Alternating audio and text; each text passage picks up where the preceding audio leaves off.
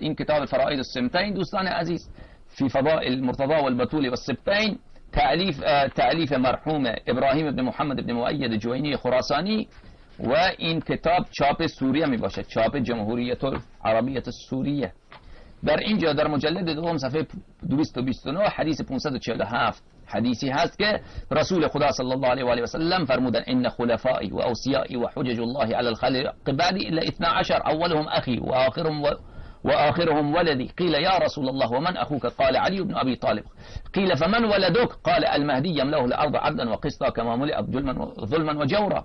فرمودن خلفاء من بعد از من 12 نفر هستند، اولشان برادر من و آخرشان فرزند من. پرسیدن برادر شما کیست؟ فرمودن امیر المؤمنین علیه السلام. پسر شما کیست؟ فرمودن مهدی آخر الزمان. و در احادیث دیگر اسامی 12 امام علیهم الصلاة والسلام را که در اونها تصریح شده به اسامی ائمه 12 علیهم الصلاة والسلام آورده